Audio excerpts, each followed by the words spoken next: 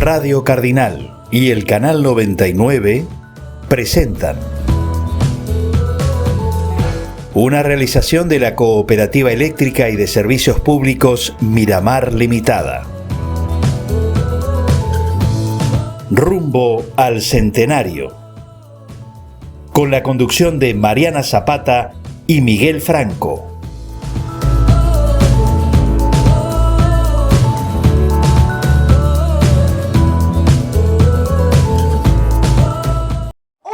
Más, todos juntos, un jueves más de un programa que tiene muchísima historia. Ustedes recuerden, este año, 18 de noviembre, Miramar cumple 100 años de historia. Y acá todos los jueves lo que hacemos es repasar un poquito de esa historia, de esas vivencias y con esos personajes que realmente le dieron vida a nuestra comunidad. Y como todos los jueves, con mi compañerito Miguel Franco. Buenas tardes, Miguel.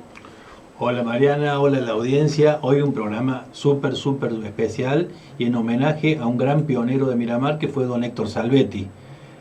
Bueno, el programa se va a desarrollar en función de la gran obra que dejó y el ejemplo que dejó don Héctor, y después vamos a hablar también sobre su obra que él terminó culminando en sus últimos años, que fue toda la organización del Museo Aníbal Montes. Como el otro hijito, digamos, de don Héctor. Sí, puede ser como su hijo. Como el otro hijito. Sí, que le dedicó muchos años de su vida. Así es.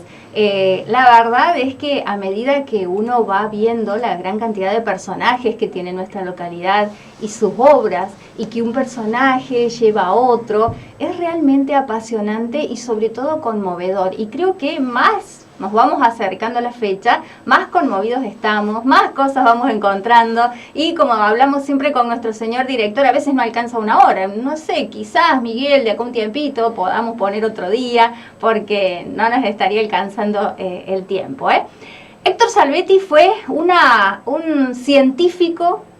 Esta mañana me decían, Héctor Salvetti, un grande, un científico sin título de científico.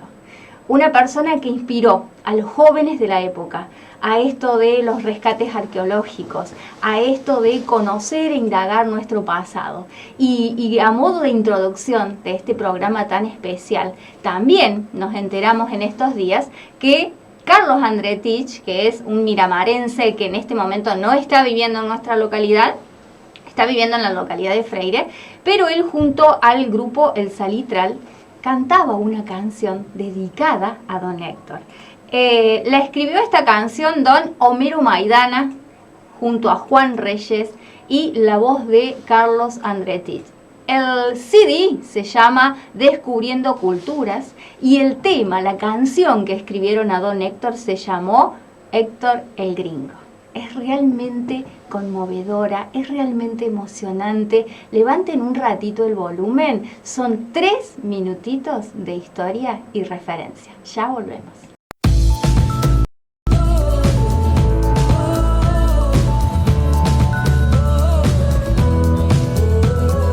Estamos presentando por Radio Cardinal y el Canal 99 Rumbo al Centenario, con Mariana Zapata y Miguel Franco.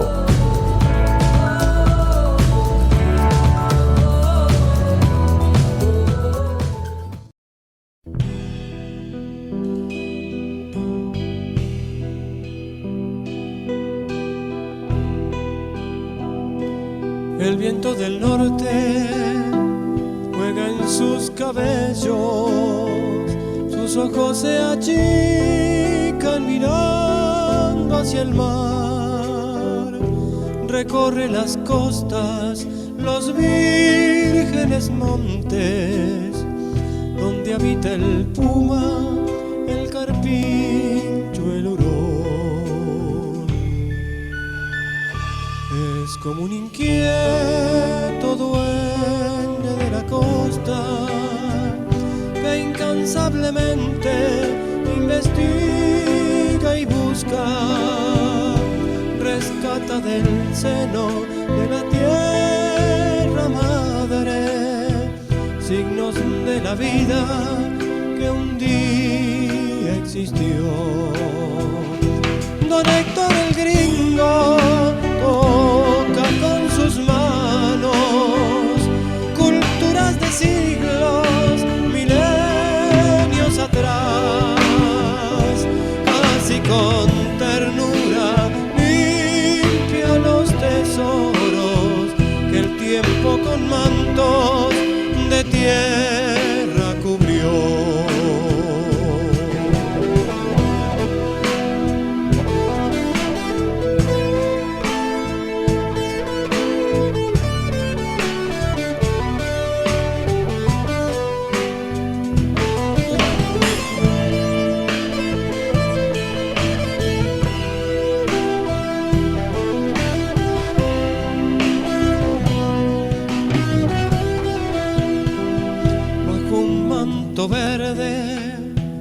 de jume y totoras, bajo un manto blanco de arena y de sal, allí donde el agua cava en las barrancas o en los chañarales, buscando ha de estar. Bendito los montes, la arena y la sal, sus ansias, su pala, el silencio, el mar, la tierra que cubre misterios, leyendas, y el día en que vino y aquí se quedó. Don Héctor el gringo toca con sus manos culturas de siglos, milenios atrás, casi con ternura limpia los tesoros que el tiempo con mantos de tierra cubrió.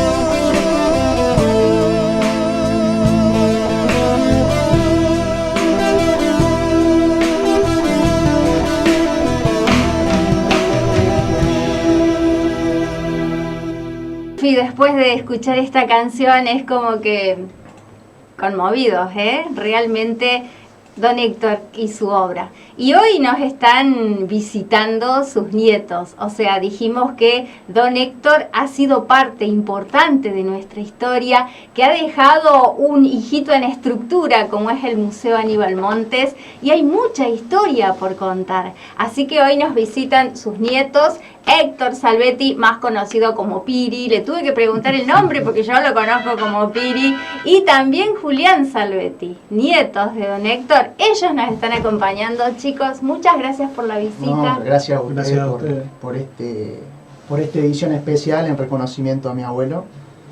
Obviamente como nieto estamos orgullosos de lo que fue como persona, porque digamos que es difícil conjugar dos condiciones que necesariamente no siempre coinciden, que es popularidad y prestigio. Así es. Y en este caso yo creo que mi abuelo lo logró con creces. Fue una persona ávida de conocimiento que estudió distintas ramas del saber. Estamos hablando de un químico farmacéutico devenido en paleontólogo, sí, arqueólogo, historiador, sí, una persona inquieta, don Héctor, genio, sí, que participó en distintas organizaciones intermedias que hacen a la construcción de ciudadanía, de comunidad, de sentido de pertenencia. Por ejemplo, me han contado que tuvo un papel preponderante en la instalación de la escuela secundaria, sí, del plan piloto. exacto. Que era una escuela secundaria que creo que era en principio con orientación técnica en peletería y curtiembre, claro, y que luego fue mutando hasta los tiempos de hoy. Sí. Que es técnico. También tuvo que ver con otro grupo de vecinos. Obviamente esto no lo hace una sola persona, pero mi abuelo fue trascendental en lo que fue la gestión para la construcción de la iglesia Santa Teresa del Niño Jesús, que se encuentra en la calle de Vélez Arfield. Sí, sí, sí. Entre otras cosas, ni hablar lo que fue su participación en la cooperativa de criadores de nutria de Miramar. Trabajó mucho con el termalismo. Trabajó con el termalismo muchísimo. Con la pigmentación de la nutria. Sí.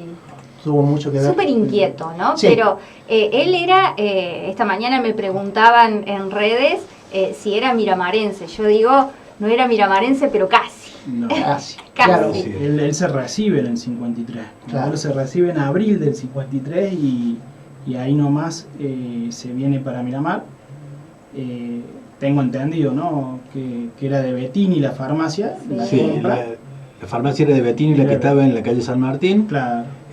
Fallece el farmacéutico Bettini, que tenía un solo hijo, y la viuda se va a Córdoba a vivir con Amadeo, que con Amadeo Bettini es un médico que está en Arroyito ahora, Sí. Claro. y le venden a don Héctor, que estaba recién recibido, Recién un recibido. brillante estudiante de farmacia, y con un montón de inquietudes. Yo a lo que quisiera agregar que don Héctor además hizo una ejemplar familia, un hombre de bien que le dio todo a la comunidad, Y en el peor momento, cuando se pierde la farmacia, su vivienda, todo por la última inundación, eligió quedarse.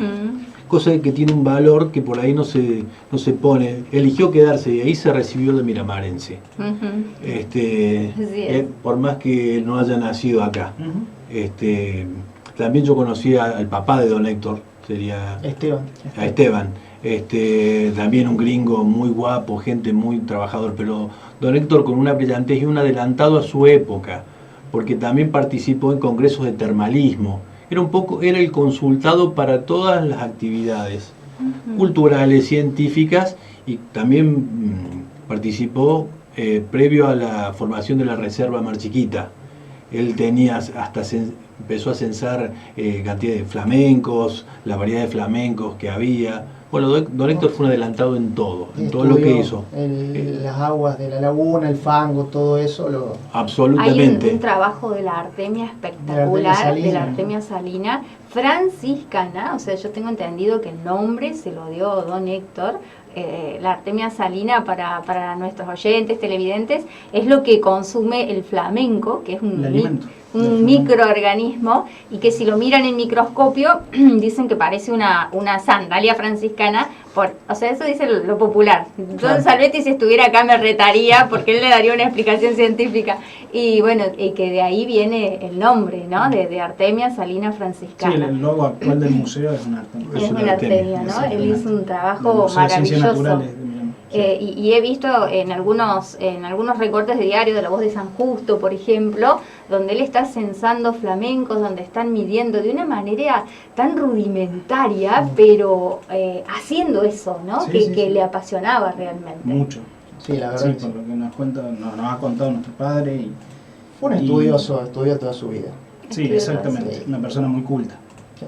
Yo quiero agregar que tenía como esposa a doña Gladys, un ángel, y Magna Purinqui, Gladys que está en el cielo, porque hicimos un curso de quichua, donde ella participaba, y le encantaba, y cada vez que nos cruzábamos decíamos Magna Purinqui, que era lo que yo aprendí. Micuy, Manay, Mataranzuti, algo así. Vengan rápido antes que venga la dueña. Coman rápido antes que venga la dueña. Así se dice. Coman rápido antes que venga la dueña. Sí, un ángel. Y bueno, don Héctor también tuvo un apoyo en doña Gladys para todo. Realmente fue mutuo. Fue una ayuda mutuo. No hay que olvidarse de que estaba Gladys también. De hecho, se casó ahí nomás. Ni bien vinieron para acá. Ayer estábamos buscando con mi hermano un poco de información, porque uno siempre, nosotros éramos chiquititos cuando falleció mi abuelo, y se casa en octubre del 53, o sea, se viene enseguida para acá, se casa, y en el 54 ya nace nuestro tío Daniel. El Pichulín, me decía. Pichulín. Que después vino Viviana, después vino nuestro padre Héctor, y después siguió Fabiana, una hermanita que vivió poco, se llama Alice, y después mi tía Mariela, que es la más chica. Así que hermosa familia. Una familia. Sí, antes, con muchos. Familia numerosa. Con muchos niños. Sí, y quiero decir que sus papás, Héctor, cuando en la etapa donde en el Alberdi, a través de una docente que se llamaba Beatriz Casali, salían los chicos a hacer arqueología, que después todos los restos de cerámica que encontraban eran llevados a casa de don Héctor, a la farmacia donde él después en algún momento los clasificaban. También participaba tu papá juntamente con muchos otros chicos de acá de Miramar y de Balnearia. Era una época hermosa para hacerlo. Pero porque Huguito no había nacido todavía. El incentivo era grande, porque algunos cuentan que adolescentes. Claro, o sea, don Héctor los empapaba de su conocimiento y los incentivaba, y los chicos chochos en la costa, viendo que encontraban, con herramientas muy precarias, pero con las ganas de hacer, de aprender. Yo empiezo a tener conocimiento de don Héctor cuando en historia se le dio mucha importancia a lo que fue el descubrimiento del hombre fósil. Exacto, ahí es cuando arrancan Miramar arranca con todo lo que es hoy en día el museo de ciencias naturales. Claro. Para la gente que no sabe, el hombre fósil fue un fósil de allá por don Santos Saavedra, también un habitante de acá de Miramar. El lugar preciso nos va a contar Hugo Giraudo, que ya nos va a seguir cuando en el museo. Sí.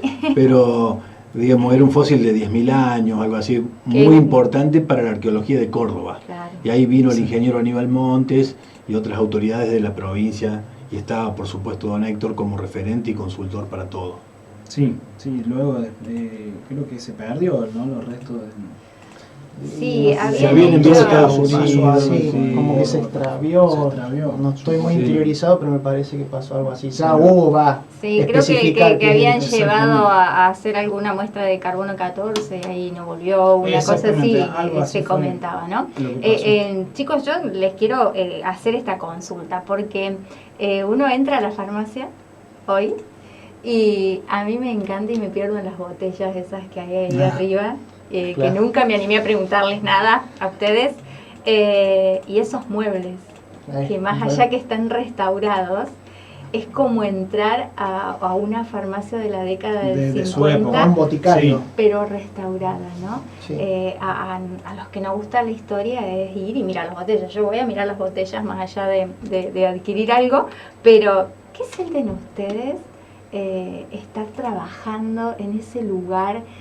Con unas raíces tan marcadas y tan profundas, ¿no? Porque es una gran responsabilidad ser el nieto, el hijo. Es muy difícil por el hecho de, claro, lo que pasa es eso, siempre la gente grande lo recuerda a mi abuelo, la gente joven obviamente no lo conoció, pero la gente grande cuando te ve es muy difícil, ¿cómo explicarlo para que no suene mal? Es como que tenés una presión un poquito en el sentido de lo que fue mi abuelo y la gente grande sabe lo que fue. Entonces uno siente, viste, un poquito de presión en el sentido de, y también de orgullo y poder seguir con lo que es farmacia, que es la tercera generación. Nosotros ninguno de los hemos estudiado farmacéutico, la carrera farmacéutico, pero bueno, estamos ahí al frente de la farmacia. Un camino de... Claro. 71 años. 71 años que está Farmacia Salvetti en Miramar. Y con respecto, disculpe que lo interrumpa, con respecto a lo que hablabas de los frascos, lo que era la farmacia de antes, ahora, antes el farmacéutico, digamos, elaboraba la preparación, ahí venían las drogas, con las recetas magistrales y demás, y bueno, y todos esos frascos venían todas las drogas y se hacían compuestos. Todos esos frascos. Les quiero leer un mensajito porque tenemos acá un colaborador directo que es Pedro Bernardini, no sé si lo han escuchado ustedes nombrar, él siempre nos está tirando tips y realmente también un gran conocedor de todo y de todos, ¿no? Dice, don Héctor Salvetti, 2 puntos, gran profesional y mejor persona. Gran pertenencia y dedicación a todo lo que tenía que ver con la producción, el medio ambiente y la cultura. Creo que fue él el que descubrió el alimento de los flamencos, la artemia salina.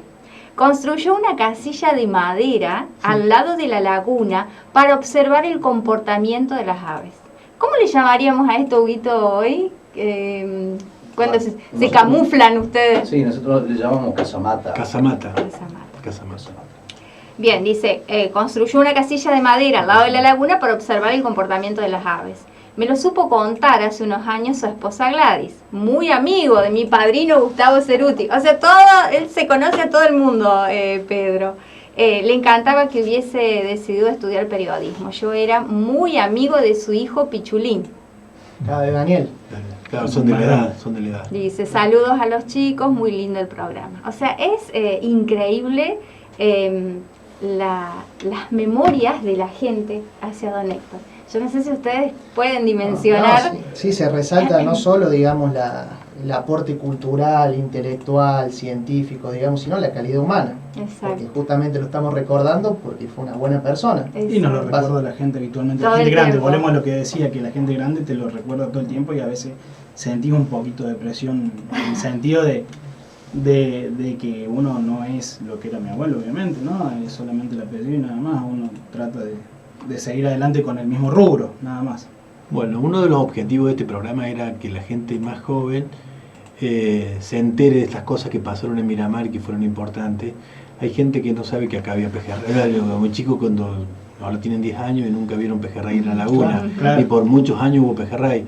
O la peletería fue la fundamental economía que tuvimos en la década del 80-90. Claro. Entonces, ese tipo de cosas son importantes decirlo, remarcar, es parte de nuestra historia, de nuestro arraigo. Acá me llega otro mensajito que dice: los estamos escuchando desde el Museo Aníbal Montes, gracias por el merecido homenaje a don Héctor. Gracias, chicos, un abrazo, saludos, colegas. O sea, el Museo Aníbal Montes fue el lugar en donde don Héctor estuvo sus últimos años, ¿no? Exactamente.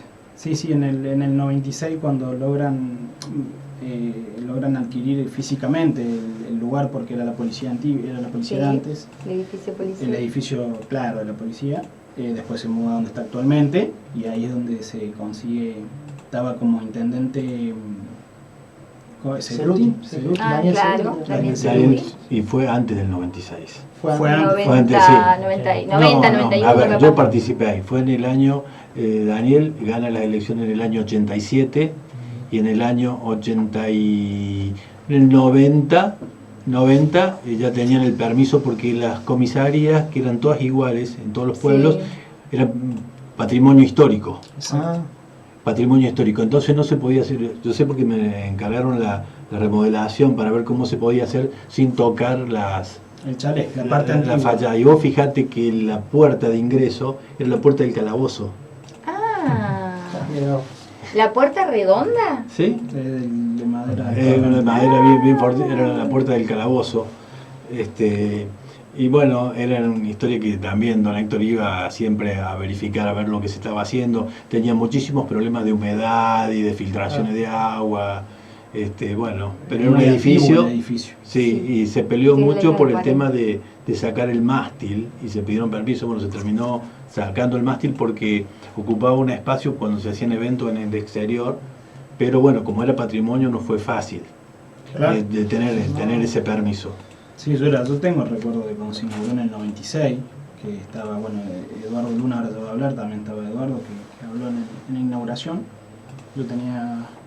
éramos muy chicos. 4 añitos, pero tengo recuerdos. Claro, 4 años. A la mañana, un día de sol, y estaba Silvia Boco, muchas que también la acompañó siempre. Silvia Hubo mucha Boco, gente que acompañó. Doña Hilda Nas, Laura Dosagarat, Mercedes Suda. Sí, muchísima gente que siempre se abocó. Aide Mancilla es... Aide fue muchos años guía. Y es la persona que don Héctor la formaba, que don Héctor formó. Y confió plenamente en Aide, y Aide es una eterna agradecida de la enseñanza que ha dejado. Recuerdo también de Aide. Nosotros, mucho tiempo cuando éramos chiquitos vivíamos en el museo. Mi papá también después tuvo una comisión. Claro. Y uno cuando era chico siempre estábamos. Y me acuerdo mucho de Aide también. Que don Héctor delegaba cuestiones así administrativas en Aide. Lo que pasa es que yo creo que don Héctor era tan grande, pero tan simple, que él entendió enseguida que nosotros estamos de paso en esta vida. Entonces dejó las herramientas para que esto pudiera seguir sin él. Y eso es realmente conmovedor, ¿no? Porque el museo tiene su impronta, y dejó a la gente capacitada como Huguito, que arrancó con, no sé, ya nos va a contar, pero siendo un niño. Aprendiendo a extraer fósiles, y don Héctor como con una gallina con pollitos los metía abajo del ala y se los llevaba para que aprendieran, y es la gente, claro. Esa simpleza que hoy no es fácil de encontrar. No, estamos en otra época también, con toda la tecnología y todo. Hoy en día ya no es el mismo interés en ese tipo de cosas. Se ha perdido todo eso. Por eso te decía, volvemos a lo mismo de vuelta, que la gente grande lo recuerda y los chicos hoy en día no saben quién es. Como decía recién Miguel, con respecto también a lo de la Curti, no tiene idea del pasado del pueblo. Digamos que don Héctor tiene los méritos suficientes para que una calle de Miramar lleve su nombre. Totalmente. Habría que hacer una campaña, invitamos a la gente que pueda. Hicimos y acá lo podemos promover. Totalmente. Tenemos un listadito por ahí para presentar. El Salón de Usos Múltiples lleva el nombre también. Sí, el Salón de Usos Múltiples lleva el nombre del abuelo. Sí. Que no está exhibido el cartel. No. Que debería. Debería estar, exactamente. Debería estar. No está en un costadito. No, estaba de intendente Godoy, creo que fue. No, pero yo creo que está la placa. No, al frente no se ve. Habría que verlo, no me he fijado. Del otro lado puede ser. Del ingreso hacia la izquierda me parece que está la placa. Ya no vamos a llegar más. A ver, acá nos llega un Mentira, mensajito mentira. y dice: hola chicos, gracias por recordar a mi papá, saludos a la gente de la radio. Viviana, creo que me diste clases a mí, en dibujo técnico me diste, así que quizás te acuerdes de mí, Viviana. Sí, lo gracias. mal que dibujabas. Horrible. Ya no era una línea recta, era un hueco por la goma, pero bueno, yo le ponía mucha garra. Viviana, para nosotros es un honor recordar a tu papá porque fue uno de esos grandes miramarenses que hizo mucho por nuestra localidad. Chicos, ¿hay algo que dejarle a estos jóvenes que por ahí se están interiorizando de quién era don Héctor, de cómo surgió el Museo Aníbal Montes? Porque ustedes son de la tanda de los chicos jóvenes, eran muy pequeños cuando el abuelo se fue, pero dejó mucho. No, fue un pilar, yo creo, fundamental en la historia del pueblo en cuanto a cultura, ciencia. Sí. Digamos que contribuyó al progreso de una forma. Y a la juventud, por supuesto, que tiene que conocer la historia. Es importante saber de dónde venimos para entender hacia dónde vamos. Creo que eso es lo que es fundamental. Sí. Así que lo que puedo decir con respecto a la historia de Miramar. Exacto. Y de lo que aportó, ¿no? De todo lo que aportó. De todo y lo que hay mucho aportó. más para hablar en realidad, Claro, pero de todo. tenemos que estar Hay hablando mucho más. Sí, hay Sí. muchísimo más. De todo lo que aportó, porque si arrancamos desde el hombre fósil, 1959, dijeron Claro. ustedes. Después trabajó para lograr la reserva, ¿sí? Sí, pero también sabes que él en un tiempo que yo había participado ahí en el centro termal, él enseñaba cómo madurar el barro, el fango de la mar chiquita, que es terapéutico, que lo hacía decantar, luego le hacía una filtración, una depuración, lo estabilizaba. Y bueno, y eso es todo por don Héctor.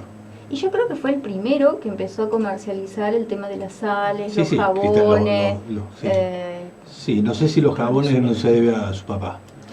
Sí, empezó, creo que fue Sí, mi padre. Fue innovando. Fue innovando. Se fue innovando. También ha elaborado. Sí. Mirá vos. Sí. Los jabones ffue obra de Héctor Dimas, mi papá. De Héctor Dimas.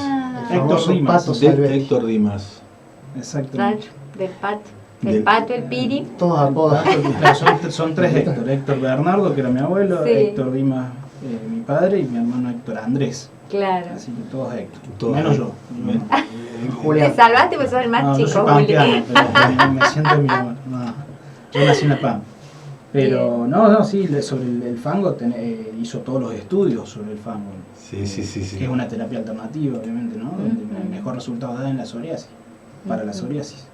Sí, aparte también sirve para... Sí, es un profundo antiinflamatorio. Un antiinflamatorio muy potente, natural, orgánico. Potente y natural, orgánico. Sí. Y en la Lo que psoriasis pasa es que como también. todo natural tiene su tiempo. No, por supuesto. No es milagroso, pero ayuda. Es como una terapia alternativa para Sí, una terapia lo que pasa es que alternativa. ayudó porque ustedes son muy chicos, pero cuando Miramar previo a la inundación había mucha gente. En la costanera se veían muchos fotógrafos que técnicamente eran los que andaban sacando fotos y después te lo vendían. Ustedes no lo vieron a eso. No. Había una banda, fueron muchos, pero además había gente vendiendo fango. Hay muchas fotos, se ven tanto. Claro. En unos tarritos de durazno natural, así unas latitas, Claro. se vendía el fango casero. Pero era mucho menos efectivo Claro, porque Claro. que el fango activado. Claro. Tiene que O tener puede un proceso ser- de muchos años. Claro, el otro estaba mezclado con arena. Claro. Bueno, entonces don Héctor ya lo... Todo un proceso. Sí. Le mandamos porque nos están mandando fotitos desde las sierras de Córdoba, Sergio Olmos, que nos está mirando, así que bueno, saludos. Tenemos ya un club de fans, ¿no? Pedro Bernardini, Malva Monasterolo, el Teco, o sea, ya tenemos 3 que nos miran, seguro.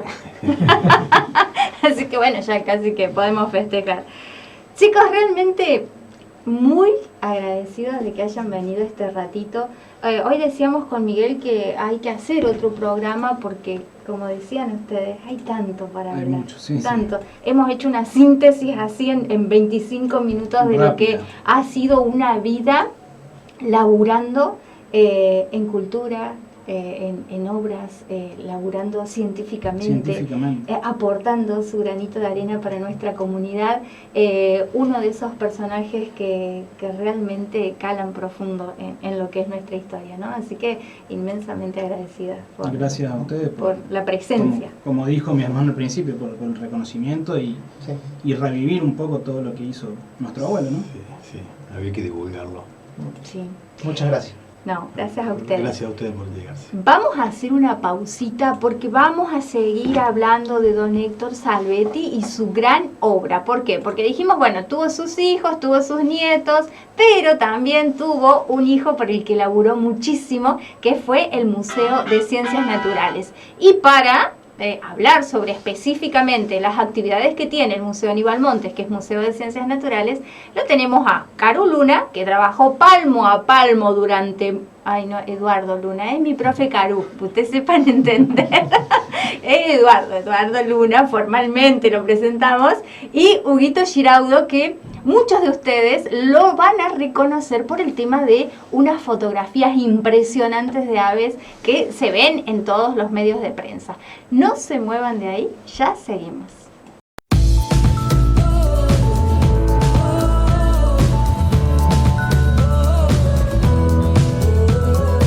Estamos presentando por Radio Cardinal y el Canal 99 Rumbo al Centenario con Mariana Zapata y Miguel Franco. Y seguimos en este Rumbo al Centenario con invitados y con mensajitos. Alejo Lagos, te mandamos un saludo grande, y sí, realmente un grande don Héctor Salvetti, ¿eh? Y estamos acá con más invitados, porque dijimos que don Héctor había dejado un hijito que hoy da también sus frutos y muestra un poco de lo que son las raíces de nuestra localidad. Y para hablar de ellos tenemos al gran Huguito Giraudo y lo tenemos a Caru Luna, que fue también profe mío. Bueno, ya somos piezas museables casi, Caru, de toda nuestra historia. Así que, bueno, hay mucho para hablar. Buenas tardes, gracias por venir a visitarnos. Bueno, agradecido yo también por la invitación, por hablar de don Héctor. Una persona, bueno, como han estado diciendo, que creo que lo que para mí lo puede describir a don Héctor es como un gran curioso. Ajá. Es una persona que se interesaba por todo. Y de ahí, bueno, todo el conocimiento que tenía, ¿no? Investigando, asesorándose, y es así como yo lo conocí, ¿no? Así que un gran curioso, aparte de su título como farmacéutico, ¿no? Claro. Sí, porque él tenía su profesión titulada y su otra profesión del alma, digamos, que lo apasionaba, que era todo el resto, ¿no? Y así fue empapando gente como el Huguito con 11 años. Exactamente, así es. ¿Cómo fue eso, Huguito? ¿Cómo arrancaste con don Héctor? Y en primaria estaba como directora Laura Osagrad de As, la cual también era profesora, y lo invitó a don Héctor justamente, que en ese momento estaba como director, digamos, del Museo de Ciencias Naturales de Aníbal Montes. Y bueno, fue y nos pasó unas diapositivas, nos dio una charla, y bueno, y ahí fue todo donde me transmitió un poco su inquietud también, ¿no? Sobre lo que es Miramar y conocer lo que era Miramar, ¿no? Huguito, ¿vos ya salías al campo, andabas por digamos, cerca de la costa, juntando algún tipo de fragmento de cerámica, o te enteraste en esa charla? No, en realidad un poco la inquietud me la transmitió Laura, de un principio, digamos, ¿no? Porque bueno, Laura también fue una docente muy buena, digamos, dentro de todas las docentes que incentivaba, porque a mí Laura me hizo, a través de la historia, de las invasiones inglesas y todas esas cuestiones, me hizo amar la historia. O sea, creo que son de esos docentes que inspiran, realmente. Inspiran, te dejan marca en la vida, ¿no? Y bueno, y a raíz de eso, bueno, comencé ahí a caminar un poco la costa, a recolectar. Laura también nos hizo hacer 2 o 3 salidas al campo para buscar alfarería de los pueblos originarios acá de Mar Chiquita. Y después, bueno, vino la charla, y yo lo conocí a don Héctor, y bueno, me entusiasmó mucho más don Héctor. Y bueno, y cuando realmente, digamos, me apasioné más por esto, fue cuando encontré el Sclerophyllus cerca del Hotel Copacabana, donde está ahora el la playa. Sclerophyllus es el que está ahora expuesto en el museo. Sí, es parte nomás del que se había encontrado, ¿no? Y bueno, y ahí arranqué con don Héctor. Con 11 años. Con 11 años. Quiero decir que en el tema de los fragmentos de cerámica, en los anavirones, esta zona de los pueblos originarios anavirones, hay mucha cerámica con impronta de red. Sí. Y el porcentaje es bastante alto de impresión de red o cestería en la cantidad de fragmentos. Y hablando una vez con don Héctor, y me dice, posiblemente la Mar Chiquita haya tenido pescado. Y en ese momento decíamos, no, re imposible, loco, imposible, sí. Porque la hipersalinidad. Y bueno, y después en los 90 o en los 80 ya hubo pescado en la Mar Chiquita. Cosa que poder haber corroborado, porque por ahí pensamos que podrían pescar en arroyos o en ríos tributarios. Pero bueno, es tanta la cantidad que era una manera de fabricar la alfarería con el molde de cestas o redes. ¿Y vos te acordás que él estudió el nudo que hacían?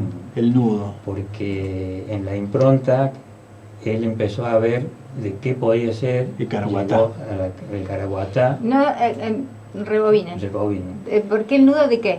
De la porque red. Cestería. Está en la cestería como puesta en la cerámica, sí. Es lo que dice Miguel, sí. Lo que envolvía la cerámica para que no, bueno, para poderla sí, poner sí, en el horno. Cocinar, sí. En el hornillo ese que con vos fuimos a esa famosa incursión que hicimos, que Huguito descubrió el brazalete. Hizo un hallazgo. Estamos entre gente muy grosa acá. Bueno, y en esa cestería, para no dejar de... Sí. Él quería saber qué nudo hacía el aborigen. Mirá vos. Entonces se puso a estudiarlo y lo sacó al nudo. Un curioso, una alegría. Realmente. Sí, don Héctor decía que había en la costa había plantas de caraguatá, que es como una, no sé cómo decirlo, biológicamente, como es el término. Sí, es muy parecido a una ananá, por ejemplo. O el aloe vera, así, más alargado, finito. Sí. Pero que vos cortándole se hace como un hilo, que se puede tejer. Exactamente. Es así, Huguito. Hojas fibrosas. Hojas fibrosas. Y hay mucho en la costa. Machacándola, digamos, sacándole la parte de carnosa, digamos. Que técnicamente debe ser una bromeliácea. Porque don Héctor siempre quería hablar con en honor a él vamos a hablar técnicamente. Sí. Para mí es una bromeliácea que justamente el ananá, también el aloe es de esa característica, ¿no? O pertenece a esa familia. Así. Le mandamos un beso grande a las chicas del Museo Aníbal Montes que están viendo el programa, a Anabela, a Patri, a Cristina. Museo Aníbal Montes, Huguito, un museo que es uno de los pocos museos importantes que tenemos en la región, dedicado netamente a la investigación y en donde por ahí hay tantas cosas que la gente no sabe. Hacenos una síntesis para que la gente que está escuchando o sabiendo de Miramar por primera vez, que llegue y los visite, porque ahí, ¿qué hay? ¿Con qué se encuentra el visitante? No, en realidad se encuentra con la verdad de todo lo que es la laguna, la fauna, la historia, parte de la historia y la prehistoria de acá de la región, ¿no? Y avalado científicamente, ¿sí? Que por ahí otros museos no lo tienen. Bueno, lo podemos discutir. No, pero digo otros museos de la región, no me refiero a otros museos locales. Mira que vas a salir de acá solo. Pero bueno, como suponer acá hay mucha gente de Miramar que no sabe cómo se formó la laguna Mar Chiquita. Claro. Y que dice que es un ojo de mar, que el terremoto de Caucete, que anteriormente era una salina, y ahí en el museo se puede sacar toda la inquietud de por qué Salada, cómo se formó, cuándo se formó la laguna Mar Chiquita. Y después, con la parte de megafauna, esa está tremenda. Resto de animales fósiles que fueron encontrados acá en Miramar, es decir. Hay criptodonte, tigre diente, ¿cómo es? Tenemos 40 diente de sable. Tenemos hasta el momento, digamos, fauna extinta es esa, ¿no es cierto? 40 exactamente. Megafauna.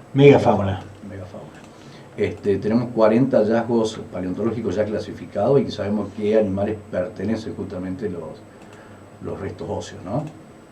Que dentro de ellos, bueno, tenés gliptodontes, tenés dentro de la misma familia los Neoesclerocaliptus, antepasados a los camélidos americanos, bueno, el tigre de dientes de sable, toxodontes. Bien, no daba para salir a caminar por la costa.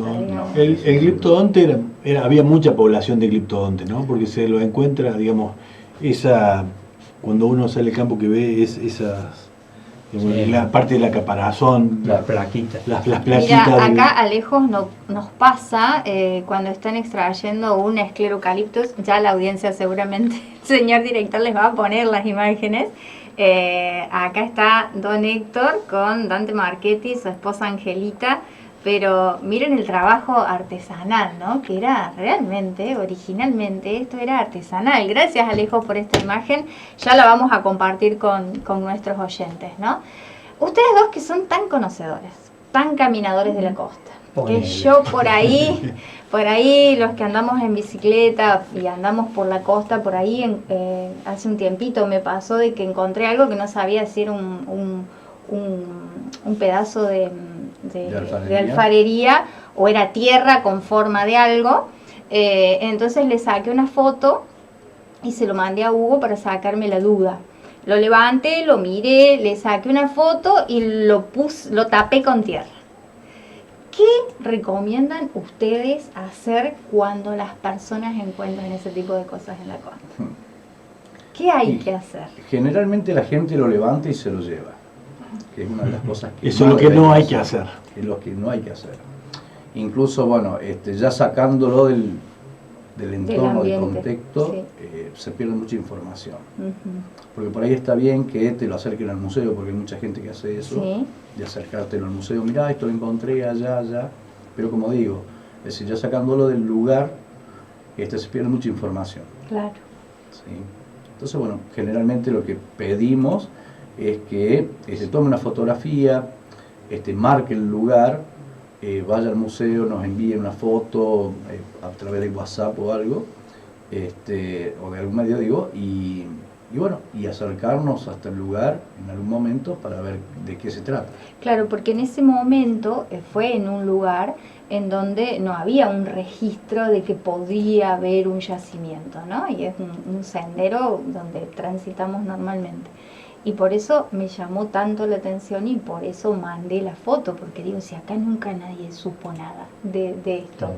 Y bueno, Hugo me sorprende y me dice, no, es una alfarería de no sé qué época, con no sé qué cosa, fíjate que tiene la red que estaban hablando ustedes y toda esa cuestión, ¿no? Y yo digo, qué rica que es nuestra costa con respecto a todo esto, ¿no? Sí, la verdad que sí. Lástima que se está perdiendo muchas cosas, ¿no? Ahora que bajó la laguna, bueno, en la parte histórica, digamos, que se comenzaron a ver las casas inundadas, bueno, lo que ha quedado de ruido de todas esas casas inundadas, bueno, tanto la gente de acá de Miramar como el turista se quiere llevar un souvenir. Muy triste. Lamentablemente, pero bueno. Chuguito, ahora en esta bajante de los últimos años de la laguna, en alguna barranca se pudo encontrar alguna pieza grande, interesante, importante o interesante o digamos.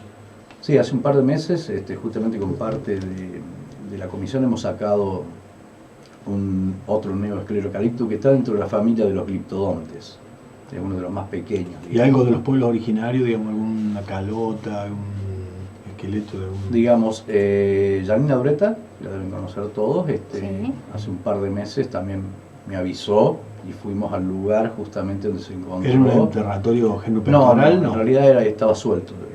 No sé de qué estás hablando, Miguel. Un enterratorio. Enterraban a sus difuntos, digamos, en posición fetal. Ah, bien. Entonces, y muchas veces estaban asociados a jugar funerario. Que le ponían unas piedras boleadoras cuando ves alguna piedra asociada. La historia, no sé, ¿ustedes están haciendo extensiones en los primarios o algo? Eso de entusiasmar chicos a eso es maravilloso, que los chicos sacarlo de la compu y que vayan a recorrer el campo realmente es algo Caru, apasionante. ¿cómo lo conociste a don Héctor? Porque, a ver, Caru, no sos foráneo, Caru, viniste acá porque te atrajeron las aguas de la diosa. Una colorada que me invitó. Sí, yo soy de Córdoba. Nací en Córdoba, estudié en Córdoba y bueno, cuando conocí en un asado vegetariano. Que no es contradictorio. No es contradictorio. No, para nada. Está hecho en lugar de carne, con seitán o carne vegetal, que le decimos nosotros. Bueno, ahí conocí a mi actual pareja, mujer. Y bueno, al poquito tiempo me vine a Miramar porque yo hacía un par de años que me había recibido de ingeniero agrónomo. Había dejado currículum por todos lados, pero siempre en la facultad nos decían que la profesión nuestra era la profesión del futuro, pero nunca te dijeron de qué futuro. ¿En qué momento? Yo creo que actualmente el ingeniero agrónomo sigue siendo una profesión para el futuro. Bueno, así que me vine y llegué en el año 82 y bueno, a partir de ahí nomás me quedé en Miramar. En el 82 Miramar ya estaba súper inundado, sí. Yo ya llegué. Crecía la laguna, 83, pero sí, siguió creciendo un poquito. Sí. Y bueno, ahí me quedé. Y cuando me quedé, había que trabajar de algo. Y estaba en marcha el proceso de tener una escuela secundaria. Así que lo primero que hice fue abrir currículum, carpeta, legajo, mejor dicho, y esperar a que apareciera la escuela secundaria.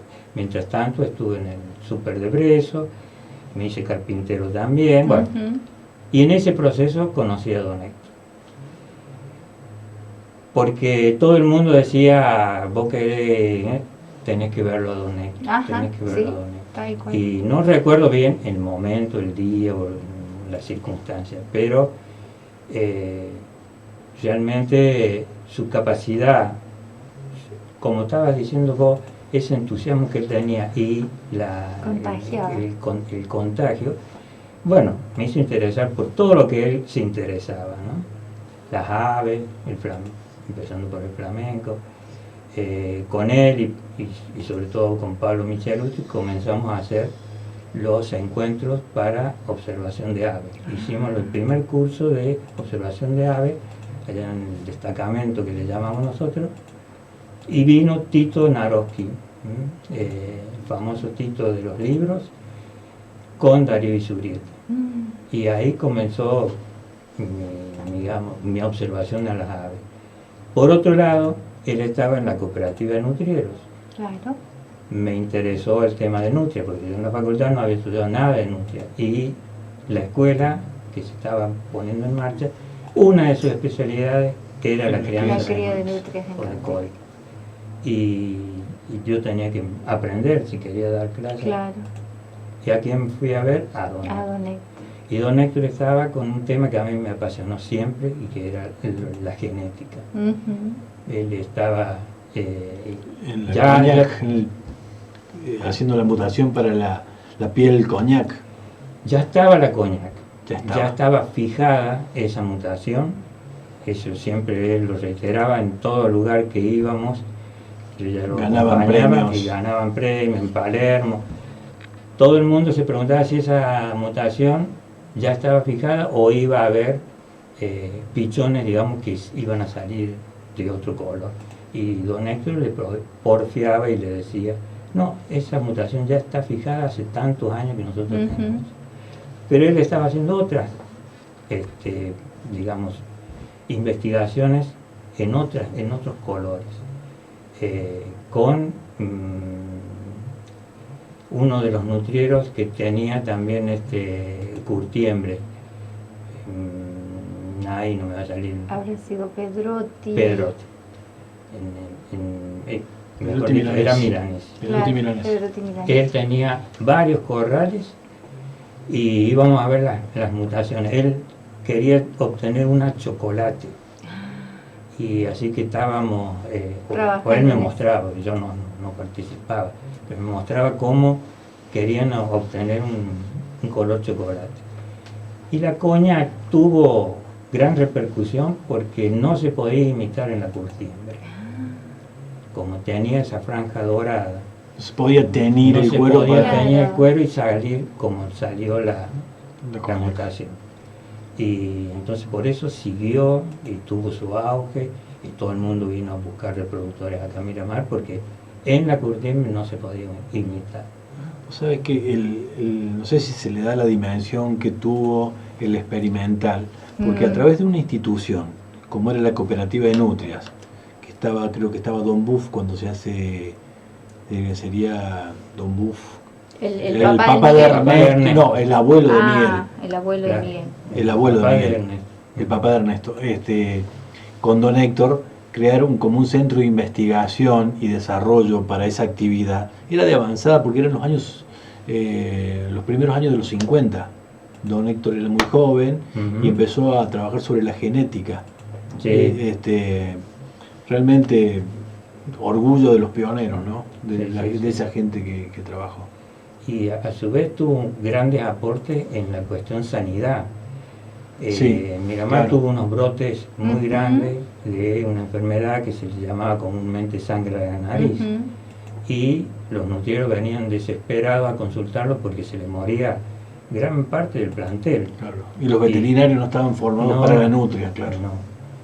Y él hizo sus investigaciones y obtuvo la cura, ¿no es cierto?, para esa enfermedad. Y eso lo llevó a investigar sobre otra, la viruela. Claro, sí, impresionante. ¿Sabes qué? Una cosa que quizás no dijimos, que don Salvetti era muy generoso con su conocimiento. No es que se lo guardaba y lo atesoraba, sino que lo brindaba, lo daba a la comunidad en el ámbito. Lo que decíamos al principio, ¿no? La sencillez y la simpleza de un grande que transmitía todo lo que sabía, ¿no? Eso es maravilloso. Yo recuerdo que cuando se crea la escuela, y en el primer año yo no participo porque la especialidad iba a empezar en el tercer año. Entonces, Coradoro Ceruti me dice, lo vamos a tener en cuenta, ingeniero, porque yo creo que es la única persona que me llamaba ingeniero. Lo vamos a tener en cuenta, ingeniero, pero ahora empezamos con electricidad, con otras cositas que tenían como especialidad los 2 primeros años. En tercer año lo vamos a llamar y bueno, así fue también. Y en ese momento empecé a investigar sobre la nutria, porque yo en la facultad no habíamos estudiado nutria. Así que don Héctor fue el primero que yo consulté y con él empecé a armar, digamos, la base de la plan, materia, un programa, claro. Y como dicen ustedes, me brindó todo, libros, de dónde él había visto. Acá se habían hecho unas reuniones en el Viena muy interesantes y había unos tomos que creo que en el museo está, en tu museo. Sí, puede ser. Hay unos cuadernillos así de esa reunión de nutrieros y que ahí figuran los adelantos que había hecho Miramar en sanidad, en nutrición, todo eso. Bueno, todo eso me brindó él desinteresadamente. Y él decía, porque yo le decía, pero don Héctor, ¿usted por qué no va a dar clases? Dice, yo no sirvo para eso.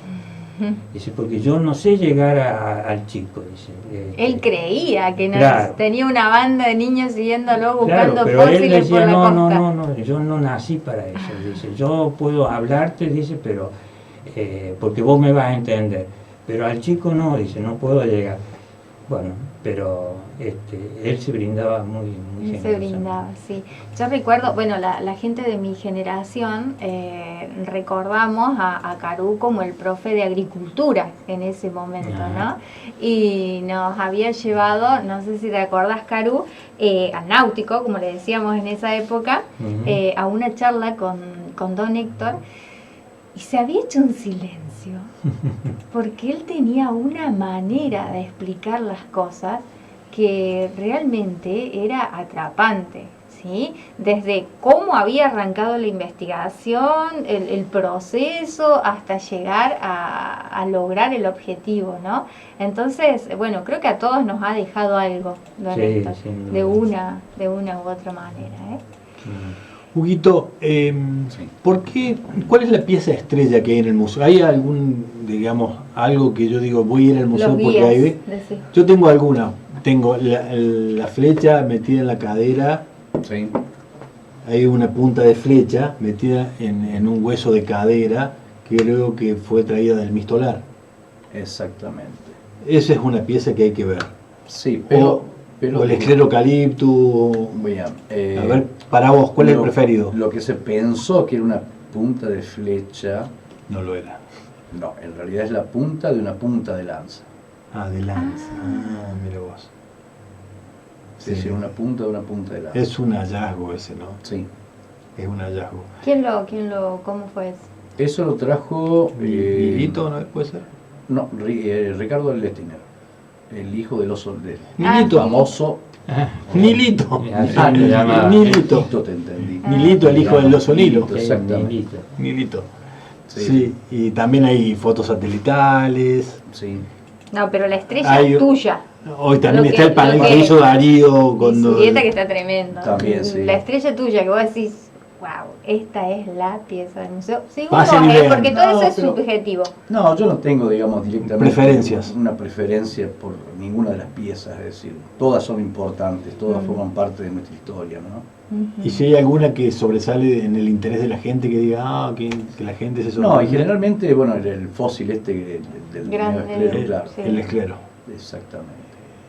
Que se sorprenden por el tamaño, ¿no? Sí. El Museo Aníbal Montes es uno de los imperdibles. Cuando yo hablo con los turistas, digo, imperdible en Miramar es visitar el Museo Aníbal Montes.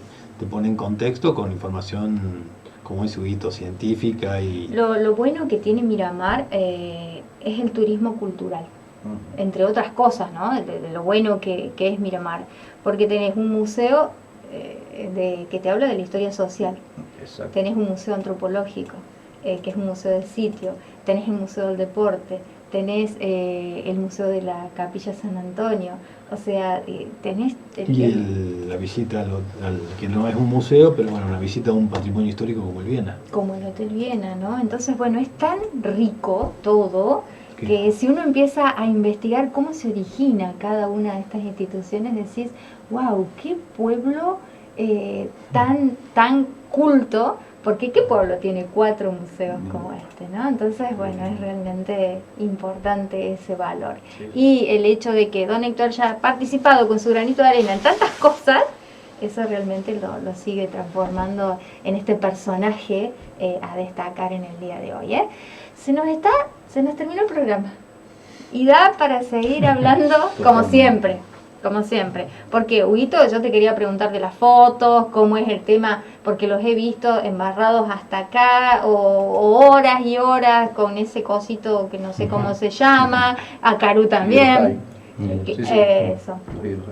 Pero bueno, los voy a tener que invitar otro día, porque ustedes los dos hacen lo mismo, digamos. Sí.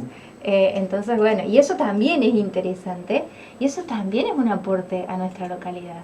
A mí, cuando van al museo, dice, acá es donde está la muestra de aves, te dicen, y lo están buscando a Huguito en realidad. Entonces, sí, bueno. Digamos, lo que no hablamos es la capacidad de Huguito como buen fotógrafo de naturaleza. Totalmente. Que ha ido mejorando, uno lo ve en sus imágenes desde que empezó ahora, de manera muy importante. Y Caru como observador. Y Caru, obviamente. O sea, bueno. A ver, tengo unas malas experiencias con Caru, pobre Caru, porque él estaba seguramente esperando a la mejor ave y yo le caí con la bicicleta, le espanté todo. Entonces, claro, bueno. Gritos. No, si yo no grito cuando hablo. Bueno. Se le desbocaron la gente que traía. Claro. Era una historia esa, bueno, pero ya pasó. Antes de cerrar el programa quería sacarme la duda si sobre la Orihuela hicieron como un desastre en el yacimiento de la Orihuela, digamos, yendo con los cuadriciclos, con las motos. Sí. ¿Cuál es tu opinión? Mientras estuvo siendo isla, estaba protegido. Estaba muy protegido, no tan protegido, sí, porque pero era más difícil acceder. era más difícil de acceder, pero ahora que bajó la laguna, bueno, se puede acceder con cuatriciclos, moto. Eso es una legislación que se debe, o un control que se debe hacer, ¿no es cierto? No, hay un sendero, que en realidad si se respetara el sendero no habría problema. Sí. El tema es que, lamentablemente, vos cuando vas llegando a la Orihuela, ¿cómo es que se llaman? Hacen wheelie, con las motos, con los carreras, destruyen todo. Destruyen todo, ese es el problema. Y es un yacimiento importante, ¿no es cierto? Ahí. Sí, es uno de los más importantes. Es uno de los más importantes. Es uno de los más importantes. Y que normalmente que hay muchos fragmentos cerámica, urna. Alfarería mucha. ¿Pulida o forma parte de los...? ¿Cómo? ¿Es muy pulida o es Sana Virona? No, es muy pulida. Es muy pulida. Bien trabajada. Mucho decorado, mucha cestería, mucha red. Sí. ¿Que parece que fuera de otro lado, del norte, una cestería más fina? Podría decirse que sí. Porque, a ver, yo leí y ya termino con esto. ¿Te acordás que en los primeros programas dije que el camino que vinculaba Chipión por el Bajo, por acá, con Miramar, era un camino muy antiguo y que se usaba para arriar ganado que iba de Santa Fe al Alto Perú cuando el dulce estaba muy desbordado? Entonces se usaba pasar por acá. Y además leí una crónica de un sacerdote que había en Villa Concepción del Tío, ya me voy a acordar el nombre, que decía que habían traído parte de la reducción de los quilmes cuando los llevan a Buenos Aires, que llevan también a Santa Fe, que había quedado en un convento ahí. Pero esos quilmes tenían una cerámica muy fina, digamos, cerámica de allá de los valles calchaquíes. Mejor calidad. De otra factura. Sí. Y bueno, como eso es difícil, no hay bibliografía, no hay que no se ha estudiado, siempre me quedaba con esa duda si la Orihuela, como es una loma al borde de la desembocadura del río Sanaes, porque ese era el antiguo cauce, la original. El original, sí, bueno. Sí. ¿Puede ser o estoy muy loco? Podría ser. Podría llegar a ser. Por la calidad de la alfarería, sí, tranquilamente. Sí, porque también podría ser de trueque, ¿no es cierto?, con otros... Exacto.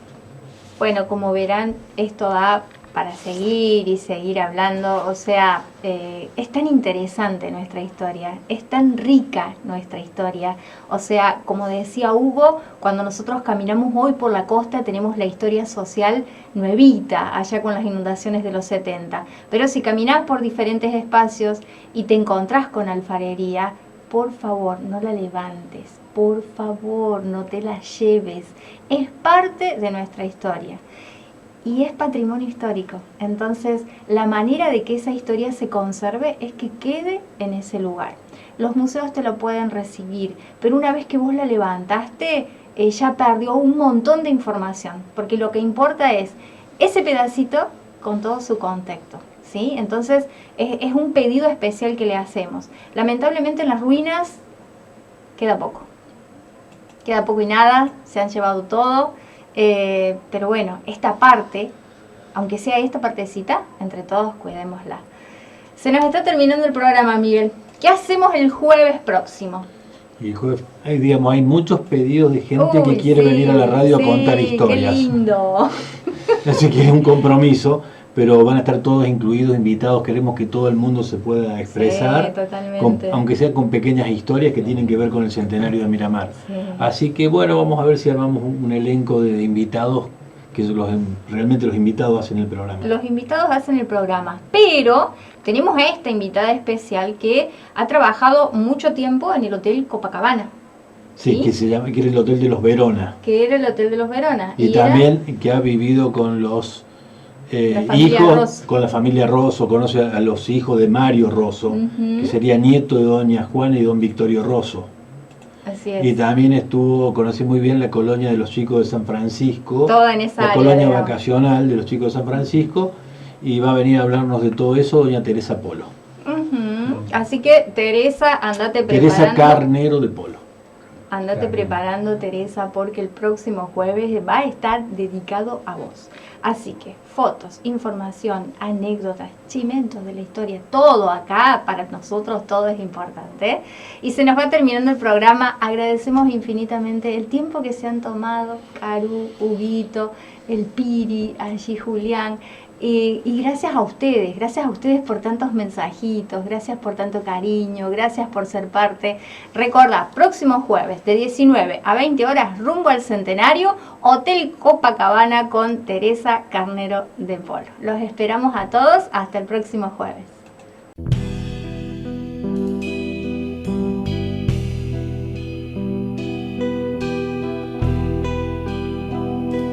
El viento del norte juega en sus cabellos, sus ojos se achican mirando hacia el mar.